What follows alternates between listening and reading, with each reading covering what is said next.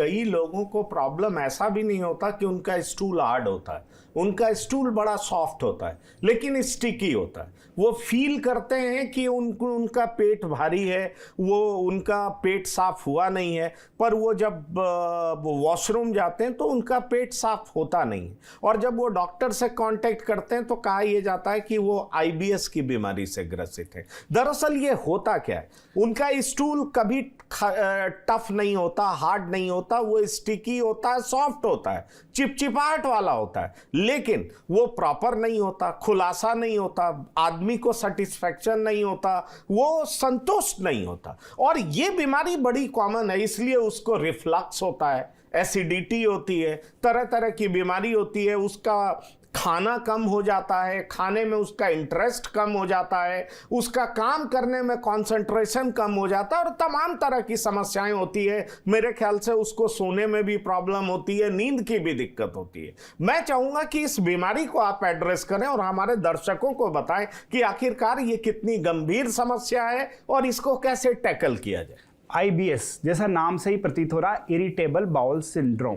इसके अंदर कुछ नहीं, आपकी इंटेस्टाइन ओवर सेंसिटिव हो जाती है। ये ओवर सेंसिटिव हो जाती है इनर स्टिमुलाई को और एक्सटर्नल स्टिमुलाई को। कुछ जैसे आप फूड लेते हैं तो उससे स्टिमुलेट हो जाएगी, कोई इंटरनल हार्मोनल है उससे सेंसिटिव हो जाएगी। तो ये इसके अंदर पेशेंट को पेन होता है और डिस्कम्फर्ट होता है, और ये पेन का जो रिलेशन होता है मोशन से होता है। मोशन जैसे हो जाता है ये पेन थोड़ा सा कम हो जाता है, कभी कभी एग्रेवेट भी हो जाता है, और इसके साथ साथ में जो स्टूल की फॉर्म है, जो कंसिस्टेंसी है, वो भी चेंज हो जाती है।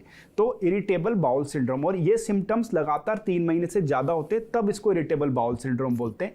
और इरिटेबल बाउल सिंड्रोम को हमें लेबल करने से पहले से उससे मिलती जुलती जितनी बीमारी होती है उन सबको हम टेस्ट करके हटा देते हैं, तब इस डायग्नोसिस को लेबल करते हैं इरिटेबल बाउल सिंड्रोम।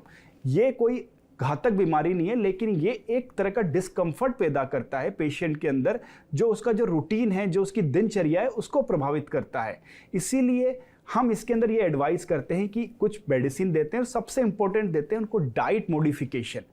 कुछ ऐसी डाइट हैं कि जैसे ही वो बॉडी में जाती हैं तो वो डाइजेस्ट होने के बाद में दे प्रोड्यूस मोर गैस, तो उससे डिस्कम्फर्ट बढ़ जाता है। तो इसको बोलते हैं high food map diet, high food map diet.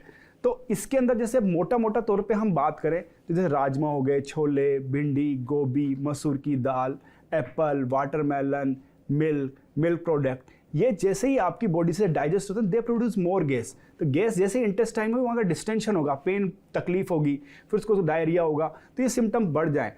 तो इसके लिए हम बोलते हैं ये चीज़ें थोड़ी सी कम लो, और आप यदि आपको जो भी तकलीफ है, जैसे डायरिया है तो उसका ट्रीटमेंट किया जाता है, कॉन्स्टिपेशन है तो उसका ट्रीटमेंट किया जाता है, पेन है तो उसका ट्रीटमेंट किया जाता है।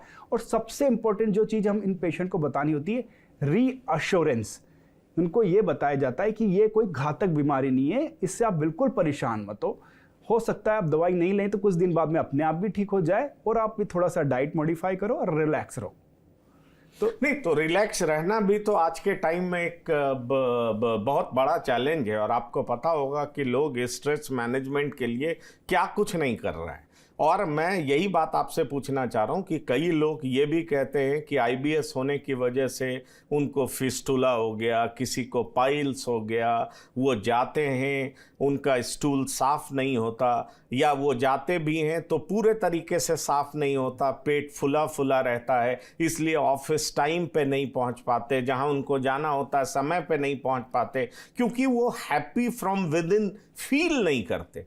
तो मैं यही आपसे पूछना चाह रहा हूं कि दरअसल इस समस्या का समाधान क्या है, और कैसे लोग ये पहचाने कि मैं आईबीएस का शिकार हूं। क्योंकि बहुत लोगों को लूज मोशन नहीं होता है, बहुत लोगों को कॉन्स्टिपेशन ही होता है, लेकिन कॉन्स्टिपेशन में इस तरह का होता है कि वो थोड़ा थोड़ा स्टूल होता है पर स्टिकी होता है, और खाने में रिफ्लक्स होने लगता है। अगर वो कुछ खाते हैं तो एसिडिटी होता है, वो उल्टा ढकार आता है जिसको हम कहते हैं।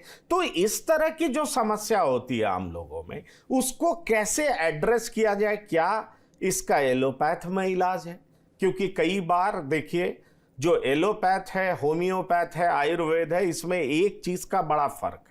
और वो फर्क क्या है? जैसे आपने कहा कि सप्ताह में 3 दिन आपका मोशन हो तो घबराने की बात नहीं है, और आयुर्वेद होम्योपैथ में कहा जाता है कि constipation is a mother of all disease. वो कहते हैं कि इंडियन फूड स्टाइल इस तरह का है कि अगर आपका रोज पेट साफ नहीं हो रहा है तो गंभीर समस्या है, क्योंकि हम मसाले ज़्यादा खाते हैं, बहुत सारी चीज़ें ऐसी खाते हैं। तो हम जैसे लोग जो थोड़ा बहुत ज्ञान इस इधर से पढ़ के उधर से पढ़ करके लेते हैं और बड़ा कंफ्यूज्ड हो जाते हैं कि आखिरकार हम अपने आप को कैसे संभालें, क्योंकि कई बार लंबे समय तक अगर आपके कोलोन में दिक्कत है तो आजकल कोलोन कैंसर भी होने लगा है, कोलाइटिस भी होने लगा है, बहुत तरह की प्रॉब्लम्स होने लगी। इसलिए मैं आपसे ये समझना चाहूँगा कि इसको सिंपल कैसे रखा जाए, कैसे इसको ये रखा जाए कि हमारा सुबह का मोशन बिल्कुल समय पर आ जाए, क्योंकि बहुत सारे लोगों को प्रेशर ही फील नहीं होता। तो ये कैसे महसूस किया जाए कि हम इसको बिल्कुल समय पर प्रेशर हो, हम समय पर हर काम को कर सकें, ताकि हमारा दिन जो है आनंद से भरा हुआ हो, क्योंकि पेट का रिलेशन दिमाग से है और इन दोनों का रिलेशन हमारी खुशियों से है। तो सबसे पहले मैं बताना चाहूँगा, जैसे आपने बात की, यदि gut is happy then you are happy, तो you have to make gut happy.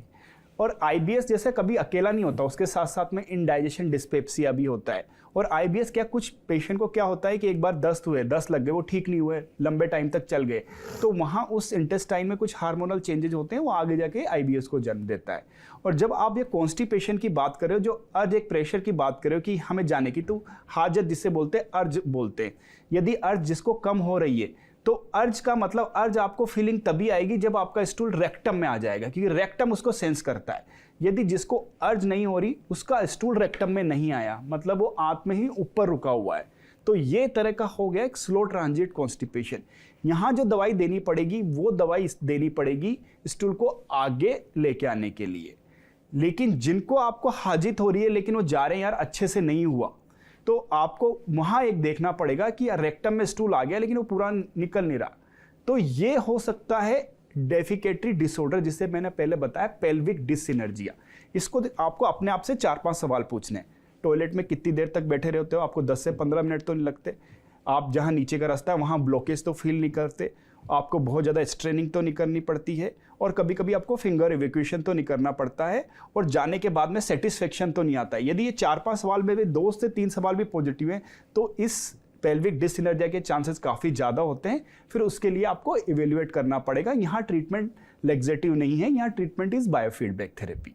तो ये आइडेंटिफाई कर, थेरेपी क्या है, जरा ये भी बता दें। इस थेरेपी के अंदर हम उनको ट्रेन करते हैं कि आपको जो स्फिंक्टर है, कि इस टाइम तक आपको उसको कॉन्ट्रैक्ट नहीं करना, उसको रिलैक्स करना है। तो क्या करते हैं, स्ट्रेस में लोग पुश तो करते हैं, उसके साथ साथ स्फिंक्टर को खोलने की जगह वो बंद कर लेते हैं। तो वो यहाँ पुश किया, यहाँ ये बंद हो गया, तो स्टूल पूरा, ये बाद में भी कर सकते हैं, बीच में भी कर सकते हैं। तो थोड़ा बहुत हुआ, फिर बंद कर लिया, थोड़ा बहुत फिर अंदर ही रह गया, तो ये रुक जाता है। तो ये इनकोऑर्डिनेशन है, इसे बोलते हैं पेल्विक डिससिनर्जिया। इसके ऊपर हमने रिसर्च भी की गई है, हमारे यहाँ से पेपर भी हमने इसके ऊपर किया है कि जिन जिन कॉन्स्टिपेशन पे उनमें लिया, हमने टेस्ट किया, उनके सिम्टम्स नोट किए, फिर ये देखा गया है कि कितना इसका प्रिवेलेंस काफ़ी हाई है, जो इनको पर्टिकुलर कॉन्स्टिपेशन है और जिनको आईबीएस है। तो ये आइडेंटिफाई करना जरूरी है। और क्या होता है कि यदि आपका स्टूल, जो आप बात कर रहे हैं कि पेट में भारीपन, स्टूल आपका लंबे टाइम तक रहता है, बैक्टीरिया फर्मेंट करते हैं, जैसे ही कोलोन में आता है अनडाइजेस्टेड फूड, तो वहाँ के जो बैक्टीरिया उसको फर्मेंट करते हैं, तो वहाँ से गैस रिलीज निकलती है, carbon dioxide, nitrogen, sulphur, methane. तो इससे क्या है कि आपको यू फील ब्लोटिंग। एक तो ब्लोटिंग ये वाली होती है, दूसरी ब्लोटिंग ये होती है कि जब आप खाना खाते हैं, जो स्टोमक का पेसमेकर सेल्स है, वो पूरा रिलैक्स नहीं हुआ, आपका फूड तो आ गया लेकिन उसी टाइम वहाँ उसने पूरा रिलैक्स नहीं हो, तो उस वजह से भी ब्लोटिंग हो सकती है। तो ब्लोटिंग को आपको समझना होगा, कॉन्स्टिपेशन को आपको समझना होगा, डिस्कम्फर्ट को आपको समझना होगा। उसके हिसाब से एक होलिस्टिक अप्रोच होती है कि ये सिम्टम्स है, ये डायग्नोसिस। पहले रीअश्योर करना है कि यहाँ ये रीअश्योर है कि आपको ऐसा कोई मेजर प्रॉब्लम तो नहीं है, उससे मिलती जुलती बहुत सारी बीमारियां, जैसे हमने ये देखा गया है कि इंडिया के अंदर, नॉर्थ इंडिया के अंदर पर्टिकुलरली वीट एलर्जी जो देखा गया है, वीट एलर्जी के अंदर पेशेंट वीट लेता रहता है, उससे उसको एलर्जी होती है, उसका जो वीट है वो डाइजेस्ट नहीं होता, they produce more gas, discomfort होता है, हीमोग्लोबिन लगातार कम होने लगता है, दस्त होने लग जाते हैं, विटामिन की कमी आ जाती है। तो ये भी हमें मिला है। तो ये सारी चीज़ें हम एक बार समझते हैं, उसके आधार पर फिर आगे बढ़ते हैं और पूरा डायग्नोसिस करके ही ट्रीटमेंट करते हैं।